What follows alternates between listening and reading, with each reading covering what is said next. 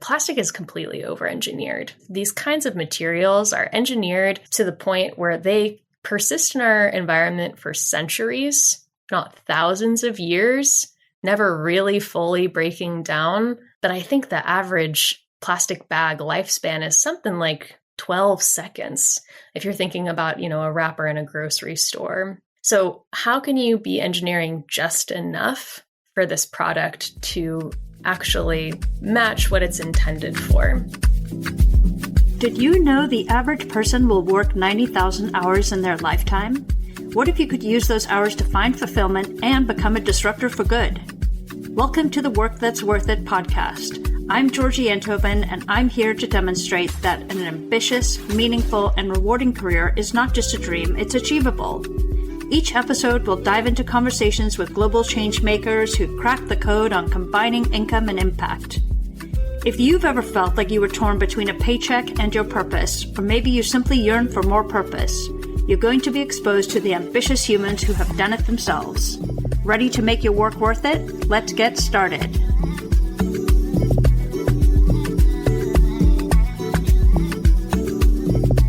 Doing good and having an impact. That's something all of you listening care about. But making it work for you? That's the challenge. My goal with this podcast is to shine the light on wonderful humans doing important work in the world. Sometimes we explore having impact within large organizations, like my episode with Nishant Roy at Chobani, which is episode 41. Other times, it's the entrepreneurial life that lights you up.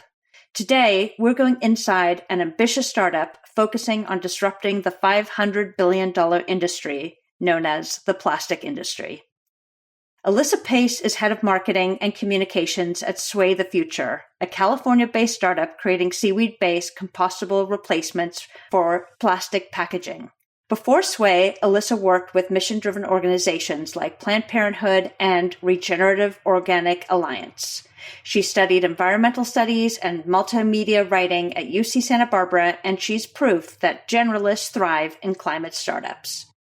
If you've wondered what startup life really looks like, how to avoid burnout in mission-driven work, or how to spot greenwashing, this episode is for you. Let's dive in. Alyssa, lovely to have you on the Work That's Worth It podcast. Thank you for coming. Hi, Georgie. It's great to be here. Thanks for having me. I want to get straight to the heart of the matter, and I want to know, in your definition or your words, what is the problem that you are solving for in your work that you're doing today? That's a great question. Let's start on that. The work that I'm currently solving for is applying regeneration to every step of the business value chain. So what that looks like for me today is I'm working with a company called Sway. That's a material science startup based in the California Bay Area that's creating replacements for plastics as we know them today with solutions that integrate as much seaweed as possible and decompose in your backyard compost after they're done. And what this looks like for us is regeneration in how we're sourcing ingredients, regeneration in the farmers that we are sourcing from, the manufacturers that we're working with, and the brands that are then using the materials out in the world. And at the end of that material's life, it can compost back into the soil, returning nutrients. So that's on a very macro level of the mission that we're trying to accomplish, but that's a good starting place for the problem that we're trying to solve. So, we all know we have a plastic problem, and you guys are innovating and creating a solution or an alternative to using plastics. Yeah, Sway is trying to solve for the plastics that are just absolutely everywhere in our daily lives. There are these flexible film plastics that are everywhere when you're at the grocery store, when you're opening up your dog's pouch of kibble, when you are receiving an e-commerce order to your doorstep. It's just everywhere. And we all know that this plastic is wreaking havoc on every single aspect of everything that we can imagine in the environment, from oceans to mountaintops and everywhere in between. There's microplastics in the air. There's pollution everywhere. And then this is all resulting in such economic impact as well.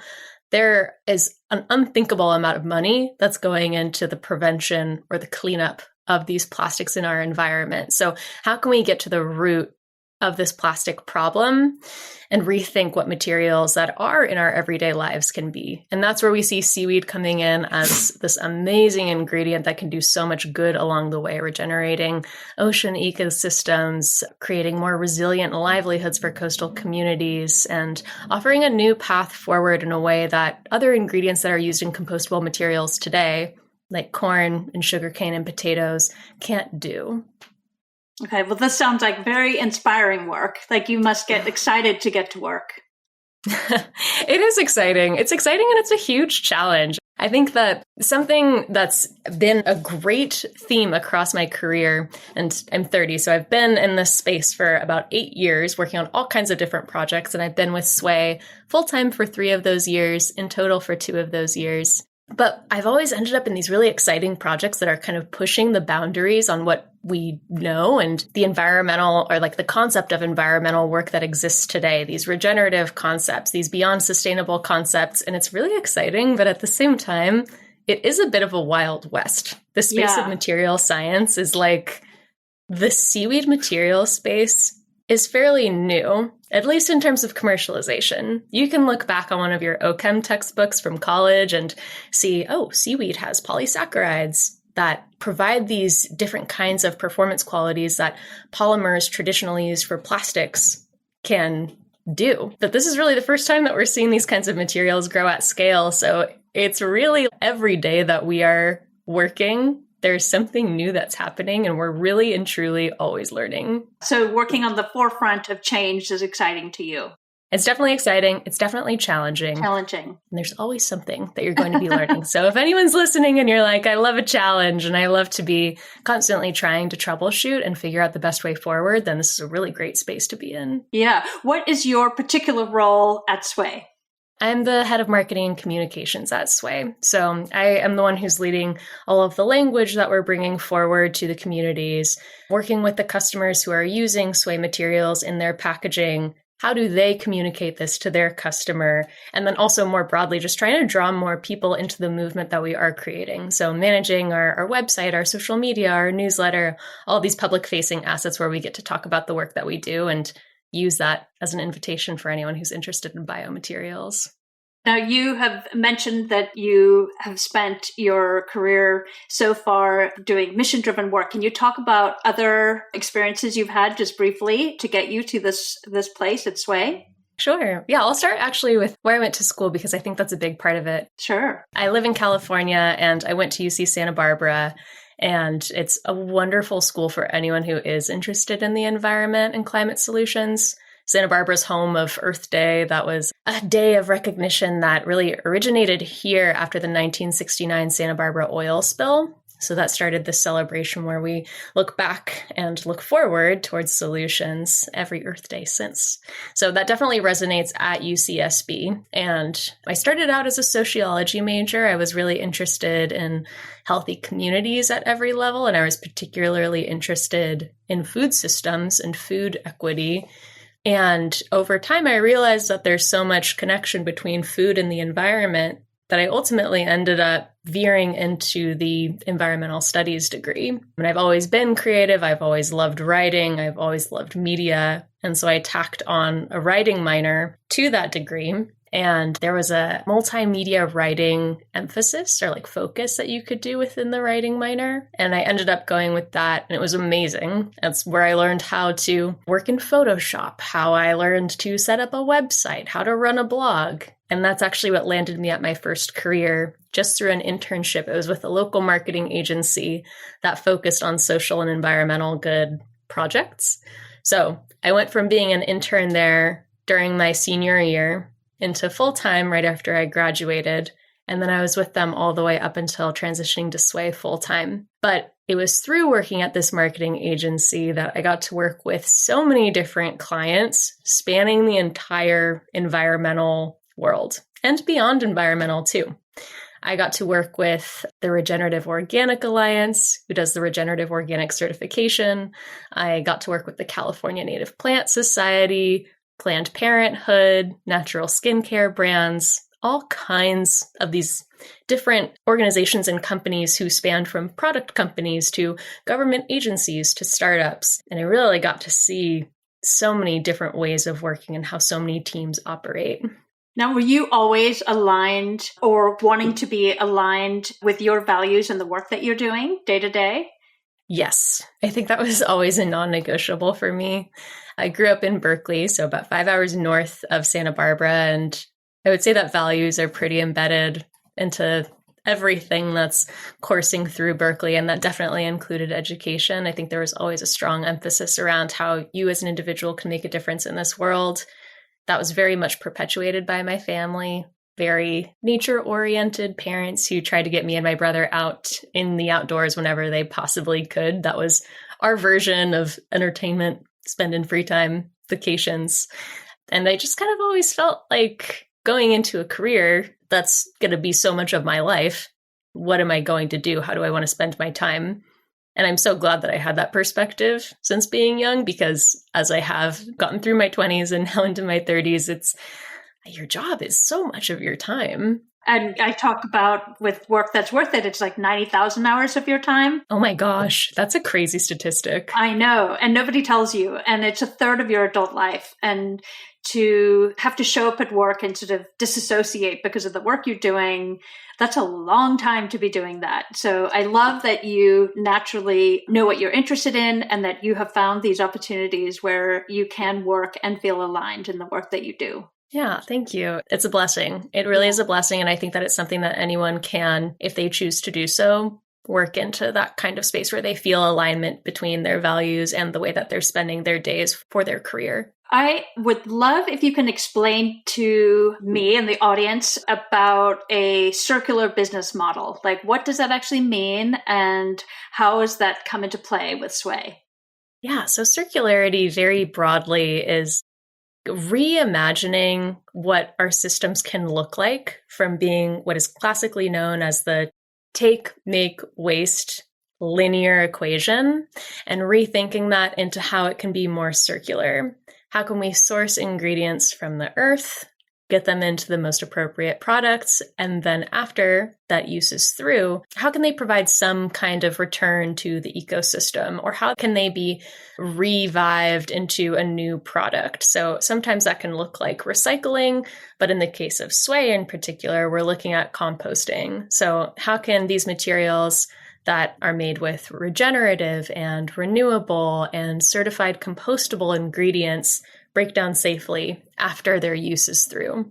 There's a crazy stat that plastic is completely over-engineered. These kinds of materials are engineered to the point where they persist in our environment for centuries, if not thousands of years, never really fully breaking down. But I think the average plastic bag lifespan is something like 12 seconds if you're thinking about, a wrapper in a grocery store. So how can you be engineering just enough for this product to actually match what it's intended for?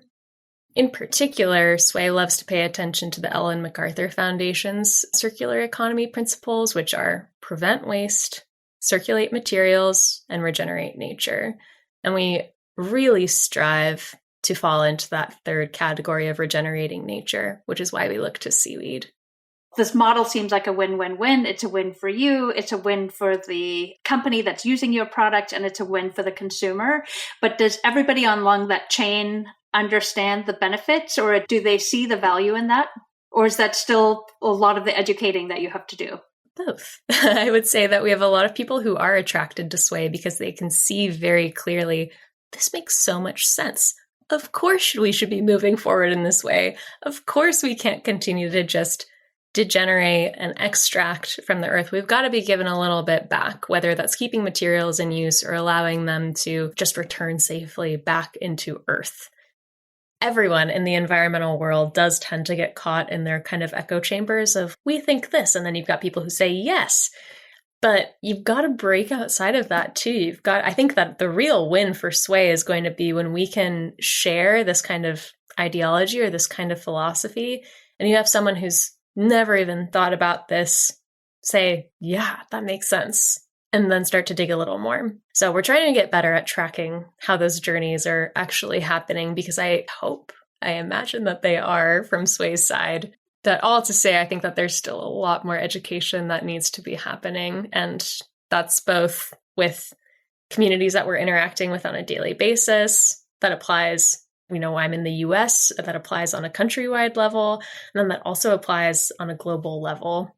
That makes a lot of sense. You are working in a very entrepreneurial environment. I was wondering if you can share what's an entrepreneurial reality of working in a startup like you do day to day. What kind of people do well? What kind of pace are you working at? Being a seed stage, 10-person startup, everything is moving fast, very, very fast. On our team, I would say that we're typically 1 or 2 person departments, and then we have R&D, which is bigger. It's a whopping 5 people maybe, because they're the ones who are actually doing the science and making the products. We've got our sourcing, our supply, product, communications, along with the R&D. So it's very fast. I think that something particular to my job that is critical in making sure that everything can operate smoothly on a day-to-day basis is just making sure that our internal communications are completely efficient and completely smooth. Whatever is happening in the lab, R&D's got to be translating that to supply. It's got to be translated to product, and product's got to be telling me on the comms side what's happening. So I can only imagine what this looks like at a company that's 500 people or 5,000 people, but definitely even within a team of 10, everything's bouncing around constantly. So you're wearing a lot of hats and probably covering a lot of territory in your day of the different tasks that you do. Yeah, very much so, which is also really fun. Yeah. You get to build a lot of skills when there's something to be done, and it's like, oh, well, who's going to do that? And maybe it's not something that's within your job scope as written down in your contract, but you're always expanding, right? You're always aiming to learn new things and figure out how we can bring our skills to the table when it comes to the health of the company. I am thinking about storytelling as part of the work that you do, both you in comms and also having a product that requires education. And probably given what you've shared about your major and writing, how important is storytelling to you, and what have you learned through the work that you've done to be able to use that skill? I may be biased, but I do think that storytelling is everything. I think that how communication is presented is everything. And what I just mentioned about that internal communication being such a central point of the day-to-day is that it doesn't matter if you're the head of marketing and communications. It doesn't matter if you're the head of R&D. It doesn't matter if you're an intern serving every single department at your startup. The way that you are communicating and bringing information forward as clearly and as compellingly as you can do that, the better it's going to be received. So that's how I'm seeing the internal team communication happening. And then I think that can also be very much applied to how storytelling is done sway to the public. We're dealing with material science, and these topics can be so complex and so nuanced. And as I also mentioned in the beginning of our podcast today, it's kind of like the Wild West. So these narratives that you're bringing forward have to be given out bit by bit. I like to use a cookie crumbing analogy here is you got to just, you give them a little crumb. You can't give them the entire story, just the first page. See if they bite. Then you're getting into the first chapter. If you're still going, maybe you're getting into the third chapter. So I think that there's a really strategic layering and storytelling that can happen. And then also when it comes to material science, typically this isn't the sexiest industry. You're dealing with a lot of candidly ugly prototypes or prototypes that aren't performing well. And, it's all about how you are presenting those to the world, how you're presenting growth, how you're presenting the possibility of these materials. So really storytelling is everything. And also I would add that when you're looking at one material, one sheet of a sway swatch, you're seeing a material that, maybe that material could replace your candy bar, but think a little bit bigger. What's inside of it and what kind of impact can that have? And as in progress, as our materials are, one day we hope that if these materials are scaling, it means that every wrapper you're encountering that's made by Sway can also be rejuvenating ocean ecosystems and creating resilience in those coastal economies, and generally just driving down pollution and increasing compostable practices. I am thinking about, you mentioned the word impact, and how does somebody young or early in their career that wants to work in a mission-oriented environment, how do they know that the company's stated values are actually the values, so that it's not greenwashing? Or what tools would you recommend, or what questions would you be asking? That's a great question. One, do your research. Too many times I have been in interview settings where it's very clear that someone hasn't actually done their research to really understand the company and what they do and how they operate. So I would say that actually goes both ways, as you're investigating a company and as a company is evaluating you too. Do your research, look for how they back up the information that they are sharing, see who they collaborate with and what kind of relationships they hold. For Sway, partnerships are everything, and our work is guided so heavily by the partners that we keep around us. The material scientists who are on the cutting edge of other work, our peers who are in the startup space, folks who have been in plastic research and ocean health for decades, plastic manufacturers who have been doing this work for generations and know this space better than anyone. I think collaborations are a huge one. That sounds like a really good window into figuring out who you're holding hands with. Who thrives at this kind of work that you do, the entrepreneurial work in sustainability, bringing a new product, disrupting an industry? What kind of people thrive in this kind of work? I think that there's two answers to that, which is one, the people that are so committed, so beyond committed to the cause that their passion will carry them through whatever the highest peaks, but also the lowest valleys that you will inevitably face as a startup. Sometimes you're going to have milestones and wins that were completely unexpected, and they're so worth celebrating, but you also have to have that passion and the belief that can get you through the times that are a bit tougher. And I would also say generalists tend to actually really thrive in startups. When you can juggle a million things and grow in a million areas and you have that gusto behind you to drive you through, it's a really powerful combination. As I was saying before too, there's always a million things that are getting thrown at startups in your day-to-day. So generalists can really thrive. And I would consider myself a generalist who started out in this space of really just wanting to help the earth, help people. And that brought me into environmentalism. And then, not by chance, but somewhat by chance, I ended up in this marketing agency. And I had no idea what that was. But that's what allowed me to kind of shape a path in marketing and communications and move forward into this position. Yeah, so it sounds like really being committed to the higher mission and being willing to roll up your sleeves and do what needs to be done versus live by sort of a set of bullet points, which your job description is defined by. Definitely. But the other piece that I would add to that too is generalists can thrive, but also if you have a talent or a specific skill set, lean into that as well, because anyone, whether you are a teacher, a lawyer, an artist, whatever, you have something to contribute to the climate movement. And it doesn't mean that you have to change your 9 to 5 entirely to start working at an environmental startup or whatever. It means that there are always ways that you can contribute your skills or your knowledge or your way of sharing with your community to this space. Sounds like what they say, all jobs are environmental jobs. It doesn't matter what you're doing. I could not agree more. Yes.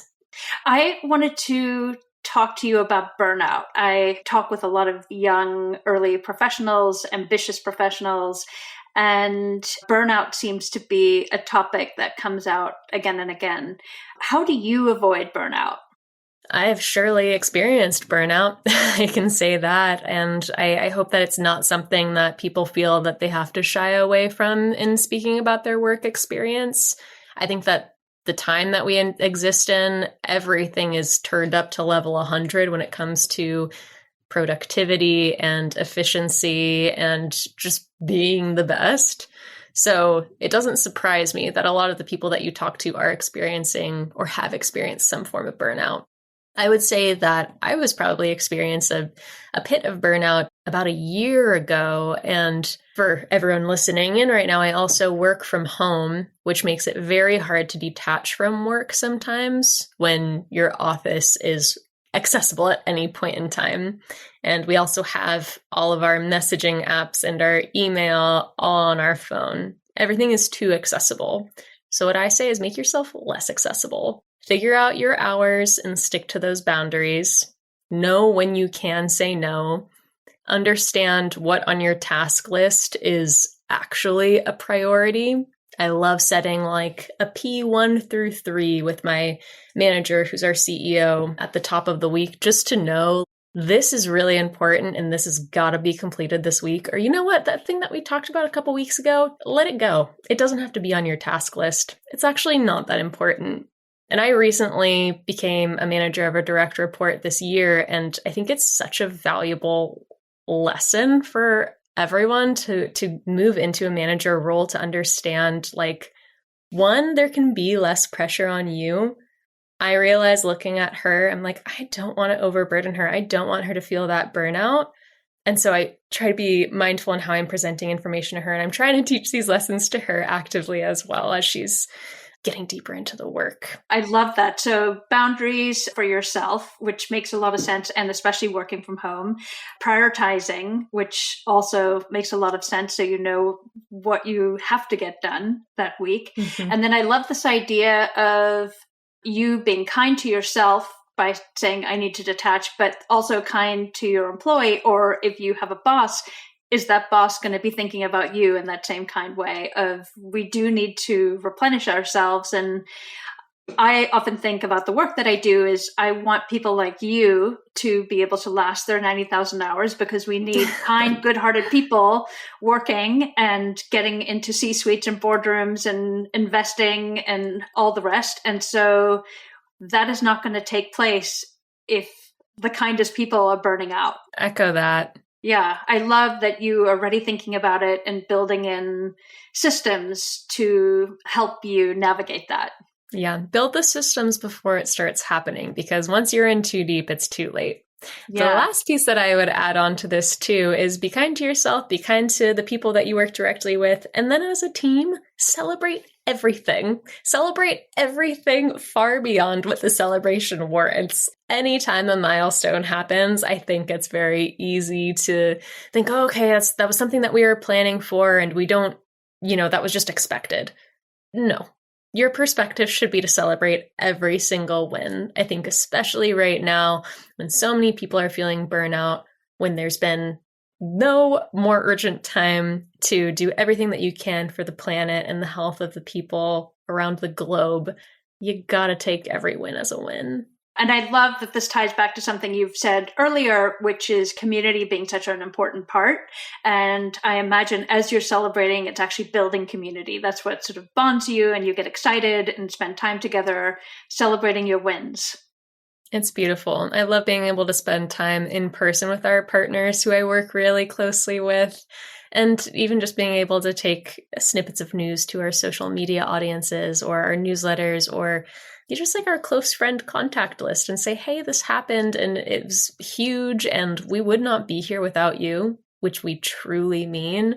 It's huge to have them celebrate with you. And I think it perpetuates a little bit more joy and a little bit more hope into the movement and the work that we're all doing. Yeah, nothing wrong with having some fun. Agreed. You had shared with me before we jumped on the call that you have some resources that you would recommend for young people looking to get into this kind of work. What can you share with us? Yeah, absolutely. I do get a lot of inquiries from folks who are interested in supporting Sway, contributing in some way, and we're not currently hiring, but I love pointing people to the job boards that I think are always posting the best jobs. If you haven't heard of them already, I would definitely bookmark Green Job Boards and Climate Base, both incredible sources for posts of new jobs. And then we also tend to look at the job boards that exist within investors and VCs that invest in environmental companies. So one great example would be Superorganism. They're an amazing investor of Sways, and they have their own job board that's available for anyone to peruse. I know that other VCs like Third Sphere have similar kinds of platforms, so look to those spaces. I think that's always going to be a good one to check out, especially if you're looking to get into tech or startups that are within the environmental world. I love that advice. And I have heard that I've interviewed some venture capitalists on the podcast in different categories, from climate to focusing on women. And if you are interested in a particular category, to find the investors who are investing in those categories and seeing who the portfolio companies are, and they have funding. And that is helpful if you are looking for some of that startup experience with a particular contribution in mind. Exactly. Yeah, well, it's been so helpful to chat with you and learn more about Sway, and it feels very exciting to have a glimpse into the work that you do. So thank you so much for sharing all the details, and I really look forward to keeping in touch with you. Well, thanks so much, Georgie. It means a lot. Thanks for having me on, and thanks for helping to share the mission. And for anyone who's interested in the work we do, you're welcome to check out Sway the Future on social media, or shoot an email to team@swaythefuture.com if you're interested in any kind of future work or collaboration. Yeah, and I will link those in the show notes. And yeah, have a lovely rest of the day. Thanks so much. Bye. Bye. Now for my hot takes. First, early on in your career, figure out if you are someone who thrives as a specialist or if you're a natural generalist. In early stage climate work, Alyssa shared the people who thrive are those that can juggle a million things and aren't precious about their job description. Second, celebrate all the wins. I loved Alyssa's reminder to look for reasons to celebrate together as a team, even the wins that feel expected. When everything feels urgent, because it is, taking time to acknowledge progress isn't indulgent, it's a survival strategy. Third, your job is already a climate job. You don't need to quit your job and join an environmental startup to make an impact. Whether you're a teacher, a lawyer, or an artist, you already have skills the climate movement desperately needs. The question isn't, should I change careers, but how can my existing skills contribute where I'm at? Lastly, greenwashing check. Real impact companies surround themselves with examples of material scientists, decade-long ocean health researchers, and legacy manufacturers who know the space inside out.